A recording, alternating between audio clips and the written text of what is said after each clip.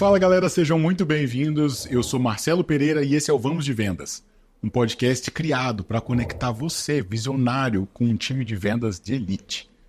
Você já ouviu falar que para atuar em vendas você tem que ter um perfil X ou Y, que tem que ser super extrovertido e falar bastante? Será que isso é verdade mesmo em todos os casos? Para te responder isso, te ajudar com as habilidades que você vende ou que você encontra um time de vendas de alta performance. E hoje, com muita honra, recebo Letícia Medeiros, fundadora e CEO da Contratação Acelerada e mentora na Women in Sales. Letícia, seja muito bem-vinda. Muito obrigada. E eu já quero saber como que esse negócio de vendas surgiu na sua vida e se você tem esse perfil extrovertido, sempre foi uma facilidade para vocês. Olha, não. Eu sou uma pessoa bem tímida. Inclusive, estou um pouco nervosa de estar aqui com você hoje. Isso que eu admiro bastante o teu trabalho, o trabalho de todo o pessoal da Zorro, que a gente está aqui também, né? E assim, muito se fala sobre o perfil ideal de uma pessoa de vendas, mas não necessariamente no dia a dia, aquele perfil que é quadradinho, desenhado, é o que vai performar mais ou não. O importante sempre é entender um pouquinho da cultura da empresa, sobre o que essa empresa faz no dia a dia, como que ela atua, qual é o ticket médio, o ciclo de vendas, até mesmo para que a pessoa possa performar de acordo com a empresa que ela está trabalhando. E não necessariamente uma pessoa super simpática, super extrovertida, vai se dar tão bem assim em vendas. Né? Tem pessoas que são mais tímidas, pessoas que têm uma estabilidade maior de humor, digamos assim, que se dão muito bem em vendas também.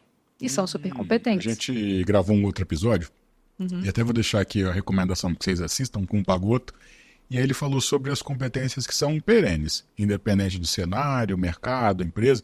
Tem algumas coisas que são mais ou menos parecidas. E aí eu quero explorar com você justamente o contrário. Sim. Como que você consegue entregar para os seus clientes, e aí até pode falar um pouco mais do seu negócio, esse profissional que vai dar sucesso para ele? Sim. Bom, basicamente o que a gente faz é entender qual é o perfil ideal de uma pessoa de vendas dentro daquela operação comercial. Então, vou te dar um exemplo. Vamos imaginar que a gente está falando com uma indústria que precisa vender indústria 4.0 mesmo, né? Softwares que vão aumentar o resultado de uma indústria. Esse perfil de profissional, ele é diferente, por exemplo, de um SaaS de ticket médio menor e com um ciclo de vendas reduzido também. Por quê?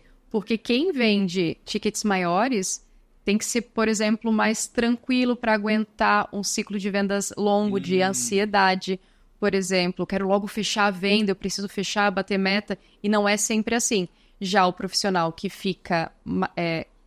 vende mais rápido, digamos assim, ele tem um perfil um pouco diferente. Então, isso que eu comentei de estabilidade, de alguém que esteja mais tranquilo no momento de estar vendendo, ou aquele batedor de meta que o tempo todo vê negócios. Quando a gente fala de uma venda de indústria ou de um high ticket, de uma venda enterprise, por exemplo, não necessariamente essa pessoa ela vai vender todos os dias. Às vezes demora-se 6 meses, 1 ano para fazer uma venda de milhões, né? E esse profissional de vendas tem que estar tranquilo que essa venda vai demorar algum tempo. Uau. Por outro lado, softwares ou algumas vendas que são reduzidas em tempo, por conta dessa redução de tempo, a pessoa sim tem que estar ali naquela ideia de always be closing, né? Eu estou sempre fechando negócios. Sim. Então, mais ou menos é dessa forma que funciona quando a gente vai buscar um profissional. A gente define qual é o perfil do candidato ideal para aquela empresa. Existe o ICP em vendas, que é o Ideal Customer Profile, e existe o PCI, que é o perfil ideal do candidato. E a gente valida isso com os nossos clientes, cria a descrição da vaga, bate com o cliente, tá ok, beleza, e aí a gente vai atrás daquele profissional de vendas. Vou te dar um outro exemplo. Esses dias eu entrevistei uma pessoa que já tinha uma senioridade maior de idade, inclusive, para uma vaga. Essa pessoa tinha 63 anos para uma vaga de vendas de projetos de arquitetura. Essa pessoa tinha muito perfil para essa vaga, comparado com alguém que tivesse muita experiência em inside sales, metodologias e tudo mais, porque esse profissional acabava trazendo mais segurança, não pela idade, mas pela bagagem que ele trouxe de vida realmente para poder fazer uma venda em que a pessoa está ali buscando criar o projeto de vida dentro da casa própria. E aí esse match acaba acontecendo. E, claro, tem competências, tem as hard skills, tem as soft skills que a gente acaba validando eu acho também. que tem uma camada que é comum entre soft skills e hard skills, mas tem uma sutileza aí por cima, que é esse fit que você trouxe da cultura do negócio, do ciclo de vendas. E eu confesso que é a primeira vez que eu vejo alguém falar, eu achei super interessante, Sim.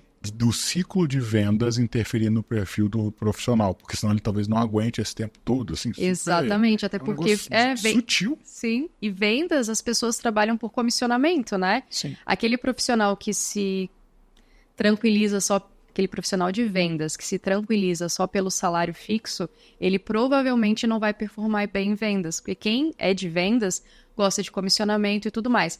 Quem vai vender um ticket alto, nesse exemplo que eu te dei de milhões, lá na frente ele vai ter um bom comissionamento. Então, ele tem que criar uma carteira ao longo de um período, 6 meses, 1 ano, para que todos os meses ele esteja batendo meta e recebendo comissionamento. Visto que a pessoa que tem o ticket menor precisa vender o tempo todo grandes quantidades de contas, né? Sim, mas como que você... Eu achei curioso como você consegue atrair um profissional pensando numa receita baseada em comissionamento para um ciclo de venda de 6 meses, por exemplo. Já é esperado pela empresa que ele não vai vender nada no primeiro mês. Já está parte do pressuposto, digamos assim. Como que é o processo de atração de um profissional que provavelmente... Aí você vai me dizer se ele é mais sênior, se ele é mais júnior, quais são as características e como é que consegue atrair esse profissional? Normalmente, quando são tickets que são maiores e ciclos de vendas mais longos, são profissionais que têm mais bagagem de experiência para ter essa tranquilidade. Não necessariamente pessoas mais velhas, né? Não é questão da idade da pessoa, mas a experiência que ela tem ou no determinado segmento ou nesses ciclos mais longos, tickets maiores. Então, a gente vai buscando dentro do próprio LinkedIn e de angariar candidatos em plataformas, a gente chama de ATS. O software que a gente utiliza hoje é o Talent Brand, inclusive nós somos embaixadores dessa marca. É para angariar candidatos que se cadastrem e tenham intenção de estar naquela vaga, e aí a gente vai validando as hard skills, as soft skills, para ver se a pessoa se adequa. Não quer dizer que uma pessoa, por exemplo, que está acostumada em vender tickets baixos, né? A gente está trazendo bastante esse tema, tickets baixos, ciclos mais curtos, não vão se dar bem numa venda diferente, o oposto. A gente valida isso através de testes. Um desses testes que a gente faz é o DISC, que é um assessment para recrutamento e seleção, onde basicamente a gente vai entender se essa pessoa comportamentalmente se daria bem naquela vaga. Então a gente consegue saber se a energia daquela pessoa é alta, se ela tem essa resiliência para aguentar um tempo de ciclo, se ela tem a influência e a comunicação necessária para vendas. Mas às vezes, por exemplo, uma pessoa, como eu disse lá no início, o nosso gerente comercial hoje, ele tem dentro do DISC dele a estabilidade muito alta. Ele é um bom comunicador, ele é super influente, mas normalmente a dominância pode não ser tão alta quanto tem uma pessoa que é mais estável emocionalmente, né? E não quer dizer que essas pessoas não sejam boas vendedoras, ele bate meta todos os meses. Mas normalmente, quando a gente faz recrutamento e seleção, quem entende do DISC, que é esse assessment, procura sempre para vendas o I alto, que é a influência, e o D também, né? Essa dominância, né? Que é esse perfil de cima do DISC, digamos assim, que é um perfil tipicamente mais extrovertido. Que deve ser o seu, né? Não. Pior que não. Eu fui me desenvolvendo mais pro I, digamos assim, até estudando e modelando talvez um pouco do comportamento. Sim. Mas eu tive muita dificuldade quando eu comecei a vender, e até quero que você conte também essa história, porque na minha época... o I alto, ou seja, fala muito, bate nas costas, ele era o único padrão que poderia funcionar em vendas. E aí eu lembro E não é assim, não é bem assim. Eu tive muita dificuldade porque eu demorava para construir o relacionamento. Mas quando fazia isso, baseado no resultado do negócio, acabava gerando mais negócio. Então, meio que passou até que os números disseram por si só. Mas eu acho que até hoje tem muitas pessoas que ainda acreditam nesse I muito grande, ou no D, sabe, esse extrovertido maior, como se fosse o único caminho. Sim. Tem pessoas que tendo o D alto, tendo o I alto, eles serão bons vendedores, mas isso não é uma verdade concreta, assim, não está escrito em pedra. Existem perfis que a gente já viu, inclusive em recrutamentos nossos, em que a pessoa tem o D alto e I alto, mas não mantém a energia alta ao longo de um processo de vendas. Não cria relacionamento, como você falou, não consegue manter um relacionamento tanto com os colegas, com os líderes, e aí, no caso, essa pessoa, normalmente, ela vai se dar bem, e isso acontece bastante. Essas pessoas que são boas vendedoras, algumas, né, não vamos generalizar, mas normalmente essa pessoa, ela vai para trabalhar sozinha, ela cria, ela começa a prestar consultoria, ela entende bem do processo comercial, ela presta consultoria, ela abre a própria empresa. Empreendedores costumam ter esse perfil também, né?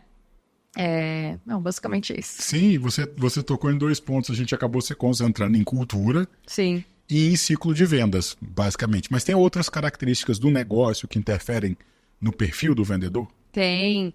Quando a gente fala de parte cultural, a gente está falando já hoje da diversidade de pessoas, dessa pluralidade, né?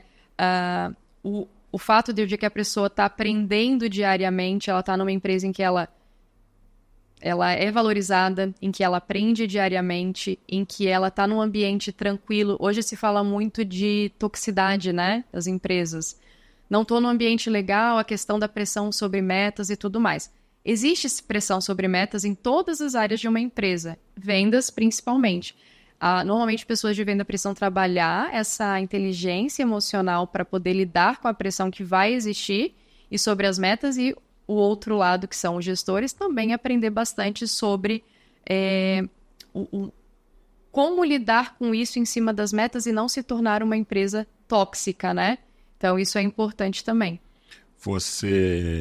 A gente falou da habilidades hard skill, habilidade, capacidade de fazer, de fato, e a soft skill, de lidar com o mundo interno, as emoções. Sim.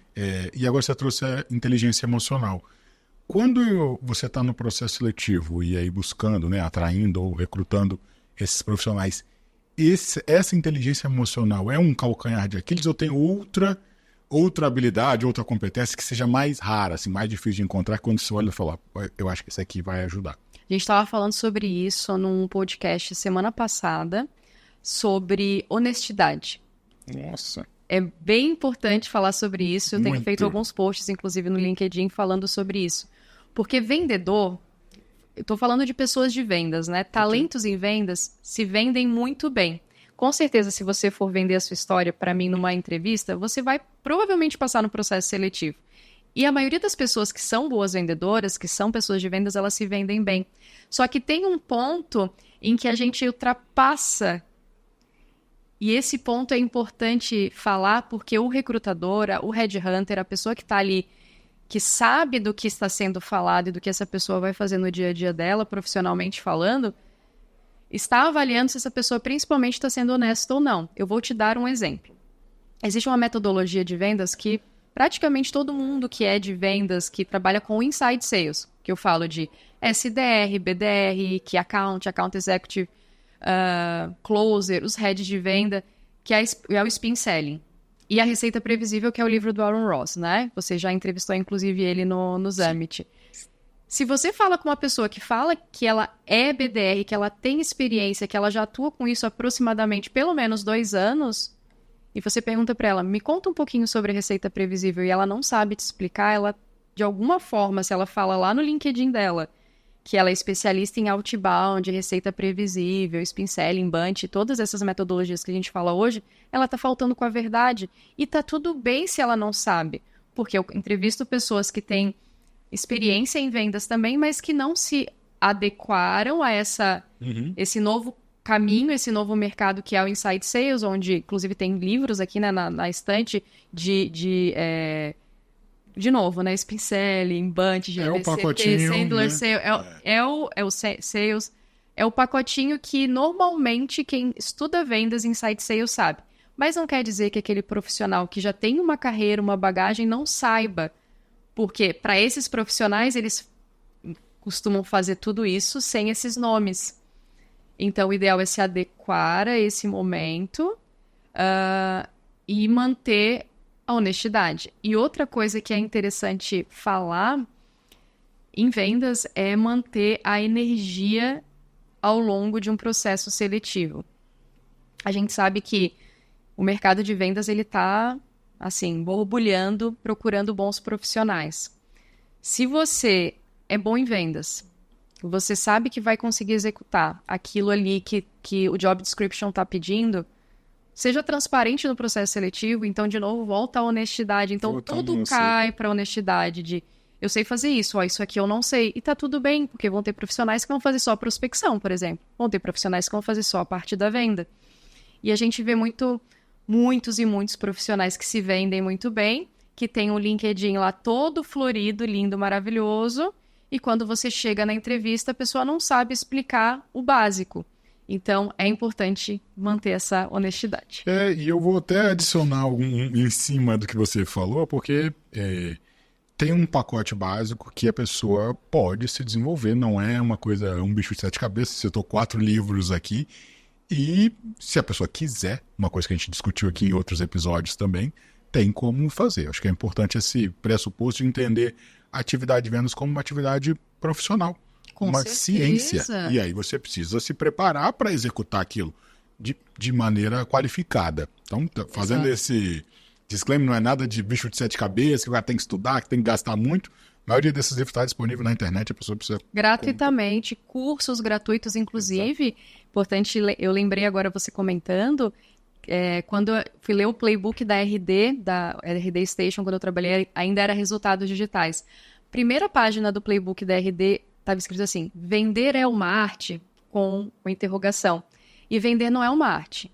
Existem os vendedores estrelinhas que sabem vender muito bem e tudo mais. Mas se você não estuda, não vai atrás de informações de como melhorar uma negociação, como utilizar um gatilho, até mesmo na própria entrevista para se vender bem, você vai ficar para trás, né? Desse bonde que tá aí na frente, não né? Não tem a menor dúvida. E vender não é uma arte, né? Não é, e eu entendo vendas também como um voto de confiança, porque prometer é uma primeira etapa, e muita gente consegue prometer. Se ele estrutura o discurso dele, ele acabou fazendo uma promessa positiva, a pessoa compra.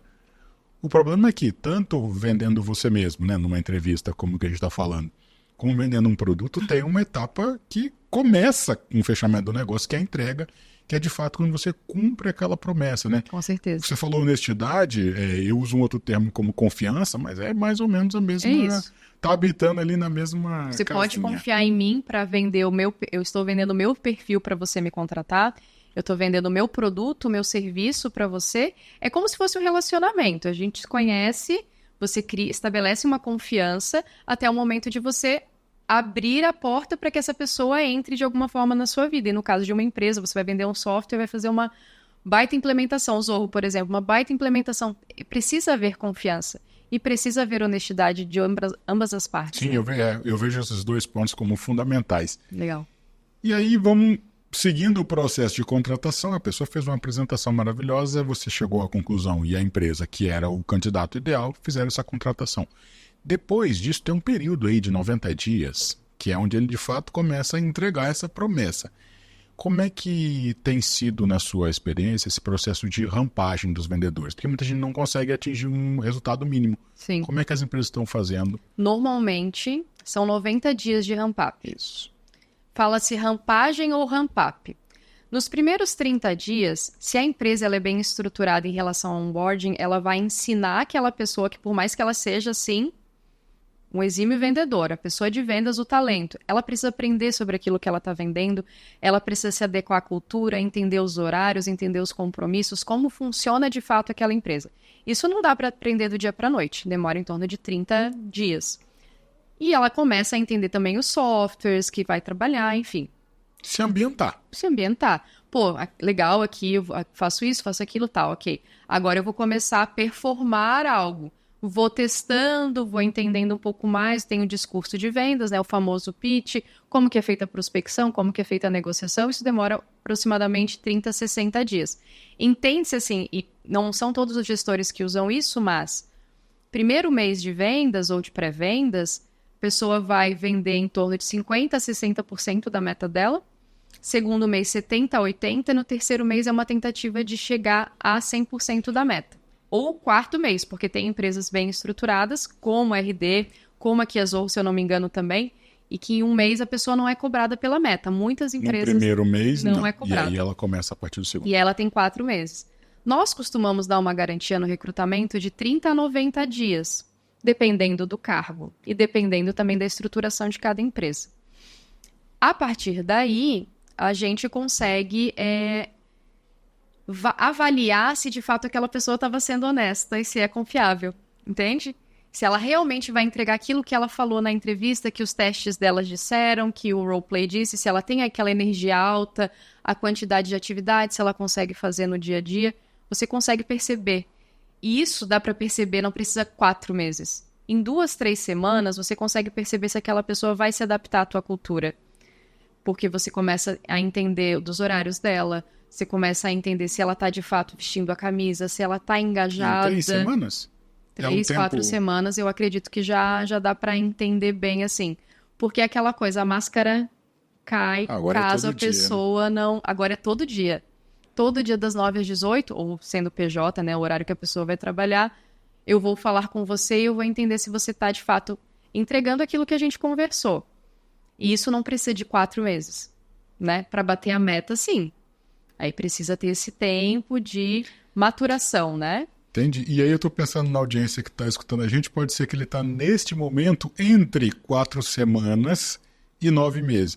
Entre 4 semanas e 4 meses. Ou seja, ele já entendeu que talvez não era bem isso que eu imaginava. Para as duas partes. Tanto para quem o vendedor, né, que tá ali, falou, não era bem. Falaram uma coisa, não é bem isso. E para o contratante também não é bem isso. Sim. E os 90 dias, como é que ele age existem ações corretivas? Existem ações corretivas como, por exemplo, o feedback. Feedback constante, pelo menos 2 feedbacks antes dessa finalização do contrato, tá? Tendo essa finalização do contrato, aí sim, né, as partes vão comentar, olha, gostei disso, isso daqui poderia melhorar... Porque tem empresas que são mais estruturadas que outras, a gente sabe disso, claro. E tem profissionais que vão se adequar mais tempo ou não a cada empresa, né? E aí, 4 semanas, 2 a 4 semanas, ele entendeu, tentou, você tem ainda ali até os 90 dias, tem 2 caminhos, ou ele pode dar super certo e entregar as metas, ou ele pode... não entregar as metas, mas ter ainda vamos chamar um fit cultural, porque ele não foi desligado imediatamente. Exatamente. E eu vejo muitos empresários que postergam, e aí falando dos perfis, principalmente aqueles que têm o I mais alto, que ele falou, mas ela é tão legal, poxa, mas esse cara é tão gente boa, ele tá aqui, o cara tá batendo 50%, 60%. Mas aí não vale a pena, né? Você vai manter, tá pagando a sua operação, aquela pessoa tá feliz, porque às vezes é bom também a pessoa ir para um outro emprego e você contrata outra que vai. Às vezes, né, a gente passa 3, 4 meses, 6 meses com um profissional que não vai performar e você perde um semestre de vendas. Com certeza absoluta. Esses 4 meses, 3 ou 4, são suficientes na maioria dos negócios, então, para quem está escutando a gente, para chegar a essa conclusão. Total. 2 feedbacks, one-on-one, todo esse ritual de gestão. Não é que são 2, né? Não é exatamente assim, né? Estou processualizando, dois, porque, caixinha. Assim, às vezes o feedback ele pode ser desestruturado também, mas 2 conversas francas sobre o que você quer, o que eu quero de você e o que você espera da gente. E aí sim, a gente consegue ter um resultado melhor. E, eventualmente, esse negócio não dá certo. E aí acaba que o turnover, a saída dos profissionais na área de vendas, ele é um pouco maior do que nas outras. Ele é muito alto. E você acredita que isso é na contratação? Ou, assim, me conta um pouco mais. Qual que é o principal problema? Por que ele é tão alto? E se tiver um número também, é bom pra gente pontuar. Ele é muito alto porque eu acho que as ofertas são muito grandes e muitas empresas vendem também aquilo que não podem entregar. Então... voltamos à honestidade de que eu tenho que ter uma vaga que eu consigo te entregar isso. Olha, eu sou uma empresária aqui que eu tenho tantas pessoas no meu time, eu não vou conseguir te entregar um onboarding, tá o tempo todo te fazendo one-on-one ou te ensinando em vendas ou algo nesse sentido. Eu tenho que ser transparente com quem vai trabalhar comigo. Então, eu acho que é importante sempre avaliar quem você vai contratar para ver se aquela pessoa ela vai conseguir, de fato, performar aquilo que você precisa. A gente fala com clientes, às vezes, que estão esperando unicórnios de candidatos e eles não vão ter aquilo, nem pelo salário que eles podem pagar e pela cultura e pelo dia a dia, né? Isso é bem importante mencionar também. Mas aí, contando esses 3 pontos, qual que você acha que é mais importante? Pensando nesse empresário, tá? Que ele quer, claro, uma estrela, mas talvez o ambiente não é o que a estrela vai se sentir atraída. Eu acho que o melhor é uma boa remuneração e um ambiente adequado para que a pessoa possa ser autossuficiente. Ela tenha autogerenciamento do tempo dela, porque vendedor gosta disso. Tem cobrança? Tem. Mas a pessoa vai se sentir bem no dia a dia, performando, né? Claro, com sua responsabilidade, porque quem vende bem sabe que precisa ter responsabilidade, sabe que precisa fazer as atividades diariamente, semanalmente, entregar resultado. Se essa pessoa não faz isso, ela provavelmente está no lugar errado também, ou não está no momento bom de vida para seguir naquele caminho, né? E o empresário, o empreendedor precisa também entender isso. Por isso o one-on-one, por isso paga um curso, é uma mentoria, tem os livros, cursos gratuitos, inclusive, tem a Rive tem cursos maravilhosos, a AmiTime tem cursos maravilhosos, a Academia Rapport, a própria Receita Previsível. Então, tem várias empresas que trazem hoje essa gama de informações para que o colaborador possa se melhorar. Mas às vezes ele não quer. Não. E tá tudo bem, mas não precisa ficar na empresa, né? Aí cada um que segue seu caminho. Cada um segue seu caminho, exatamente. Esse querer, você acha que ele é tão importante quanto a honestidade, ou como é que você... Com certeza. Existem muitos profissionais que não sabem, mas querem muito. E aprendem Sim. bem e se tornam excelentes vendedores. Eu trabalhei com biólogos que se tornaram excelentes vendedores. A pessoa fazia biologia, nada a ver com vendas, e se tornaram excelentes vendedores. Já contratamos advogados que querem seguir em vendas, carreira de vendas, né? Então... É querer é poder, realmente. Uau, é muito curioso ouvir isso, porque quem trabalha em vendas há mais tempo tem a ideia, né, há um tempo atrás era comum a pessoa pedir um trabalho de vendas na empresa e falar, não, pode ser o trabalho até de vendas, qualquer coisa, porque eu preciso que o meu sobrinho trabalhe e tal.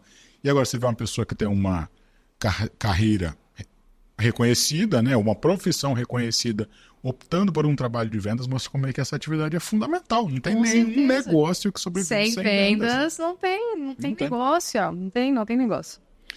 E esse vendedor que ficou na carreira, conseguiu performar, ele necessariamente vai ser um bom gestor, você acha? Não necessariamente. Às vezes ele vai ser só um bom vendedor e não é só, não é de... Não é demérito. Né? É de... apenas de ele consegue ser um bom vendedor e não necessariamente um bom gestor, até porque quem vai ser gestor não são as mesmas skills que você trabalha ali, né? Às vezes a pessoa... Já trabalhei com diversas excelentes pessoas de vendas que não se deram bem em gestão e, de novo, tá tudo bem. Mas tem um caso para contar, uma história pra gente simplificar? Tenho casos de pessoas, sim, tem uma pessoa que eu conheço que ela é uma vendedora excelente, uma das melhores batedoras de meta, mas não consegue gerir um time. Por quê? Porque não desenvolveu os skills que são necessários para a gestão de time. De falar com pessoas, de ter um direcionamento de gestão de tempo, de fazer os one-on-ones com o time, de ser analítico. O vendedor, a pessoa de vendas, o pré-vendedor, ele tem que ser analítico dentro da caixinha dele. Eu trago o meu resultado e sei que meu time precisa bater uma meta, mas o meu resultado é que, às vezes, um vendedor ou um gestor, ele tem a meta de 20, 30 pessoas, né? Quando a gente está falando de CRO ou de head de vendas. E de áreas diferentes também. E de áreas diferentes também, marketing, CS. O negócio vai ficando cada vez mais distante e complexo. Sai daquela caixinha de que é só o meu resultado. E aí, como que, beleza, eu sou o melhor vendedor da empresa, isso acontece muito. Sou o melhor vendedor da empresa, vai ser o gestor.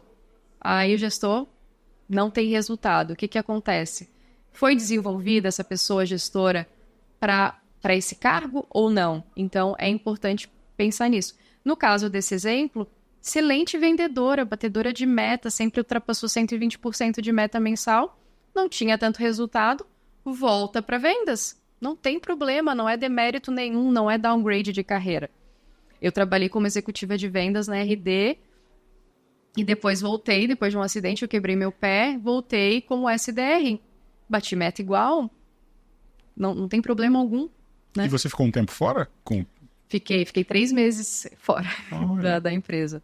Quebrei o pé, botei 17 pinos no pé, fiquei 3 meses sem andar praticamente. Uau, eu faço uma comparação constante com a atividade de vendas com um atleta de alta performance, né? E aí você acabou de... Vou usar um exemplo que eu vou usar nas minhas palestras, histórias todas que eu vou contar para juntar essas duas histórias. E ficava vendendo em casa ainda. Sério? Eu saí do hospital e 1h30 da manhã eu tava vendendo uma conta de RD Station. 1h30 da manhã e o cliente botei a minha meta. tava do outro lado também? Era one-on-one ou como é que era? Eu tinha acabado de sair do hospital, fiz a cirurgia, no dia seguinte eu tinha uma meta para bater, eu estava super empolgada, estava no meu rampeamento no 4º mês.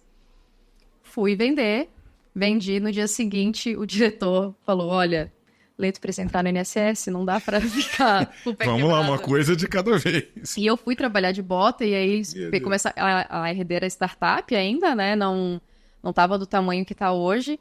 E aí me tiraram de lá e eu tive que ficar realmente afastada nos meses para me recuperar. Uau, e eu tô ouvindo a sua história e pensando nesse profissional. Você destacou um ponto aqui da honestidade que é fundamental. Eu dou um outro nome, talvez, de confiança, credibilidade, marca pessoal. Você pode usar o termo que mas é essa capacidade de prometer aquilo que você vai entregar. Com certeza. E entregar aquilo que você prometeu, né? Essas duas coisas parecem a mesma coisa. Também tem que entregar o que prometeu. Desculpa. Não, claro. E isso acontece com frequência, assim, é raro, mas acontece sempre.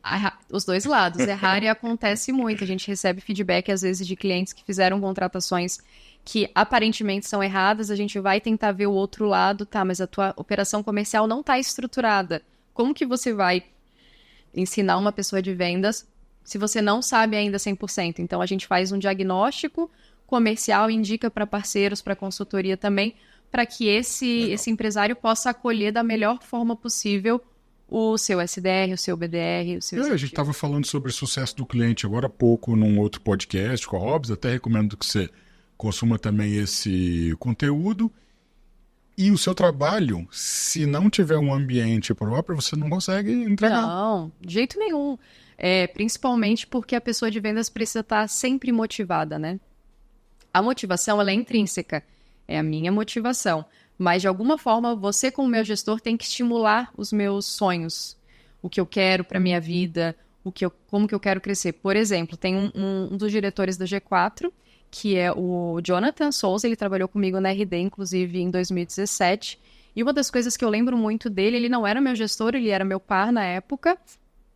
E eu falava, tenho uma irmã que mora nos Estados Unidos há 20 e poucos anos, e eu nunca tinha ido para os Estados Unidos. Ele pegou esse ponto no one-on-one comigo, que a gente treinava o one-on-one.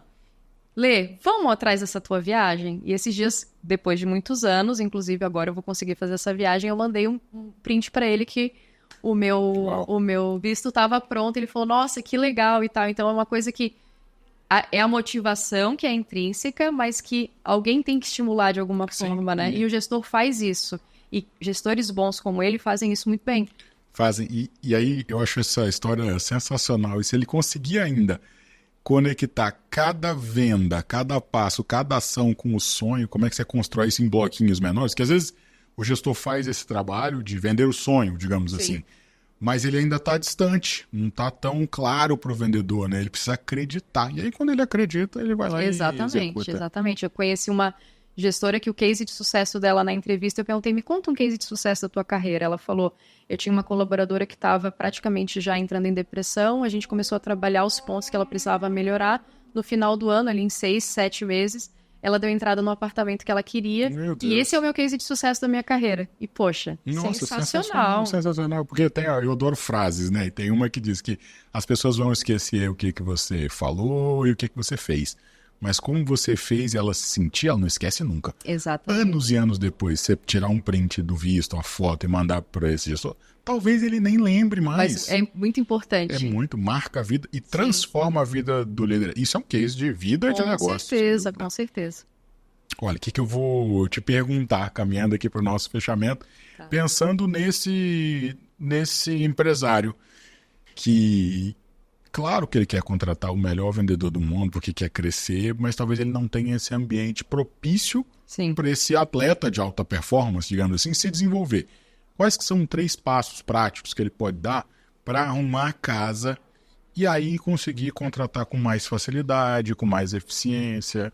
Lembrando que esse podcast é um oferecimento do Zorro CRM, um software de gestão do relacionamento com o cliente, ideal para médias e grandes empresas. Com preços acessíveis, uma ampla gama de recursos, ele é o software ideal para os líderes que querem melhorar o processo comercial. Experimente gratuitamente em zorro.com/CRM ou clique na descrição desse vídeo. Agora vamos embora para o podcast. Não, eu vou trazer pontos que normalmente não se traz. Maravilha. PDI, um plano de desenvolvimento de carreira, é importante. Como passo 1? É legal ter isso, tá? Eu não tô duvidando, não. Principalmente para os melhores talentos. Principalmente para os melhores talentos. Porque eles chegam na entrevista com a gente perguntando: eu vou sair de lá como? Melhor ou do mesmo jeito? Eu vou entrar num platô na minha carreira? Os melhores querem se desenvolver. Com certeza, com Genial. certeza. Remuneração adequada e condições de trabalho adequadas também. Por exemplo, vamos falar do remoto. Vamos. Os melhores talentos hoje priorizam o trabalho remoto, porque eles são autogerenciáveis, eles têm uma vida que, como todo mundo, né, tem filho para pegar na escola, sim, quer fazer uma consulta, consegue trabalhar melhor, não quer pegar São Paulo, por exemplo, pega-se 2 horas de trânsito, Rio de Janeiro também. Aqui em Floripa nem tanto, mas esses dias eu fui fazer algo no centro, eu demorei 45 minutos para voltar num horário específico de algo que eu demoraria 15 minutos. 45 minutos, quantas atividades eu poderia ter feito em frente ao meu computador se eu estivesse trabalhando? Então, pensar nisso é importante. Lê, mas não necessariamente as pessoas de venda são autogerenciáveis. Exato, procure por elas.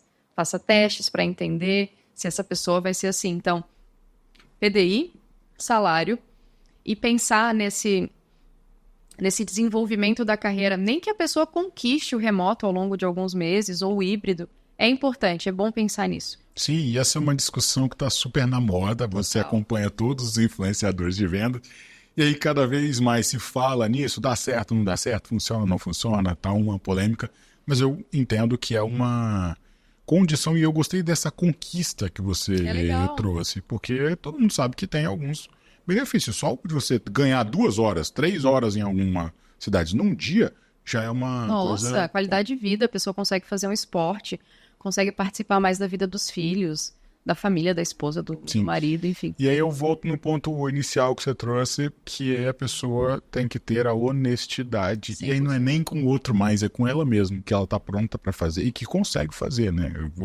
Eu, particularmente, não trabalho home office, tenho dificuldade, trabalhei a vida inteira home office, até chegar um momento onde todo mundo ficou home office, né? Meus filhos e tudo. Aí eu meio que falei, cara, isso aqui não, pra mim não dá, porque eu perdi muita performance. E aí entendi, né? Acabei trocando por um caminho. Eu faço home office há 8 anos e eu performo muito bem no remoto e no presencial, não. Interessante isso. Uau. Cada um é cada um. Pelo menos até o momento, não. Não. E aí isso pode mudar e aí preciso fazer alterações. Sim.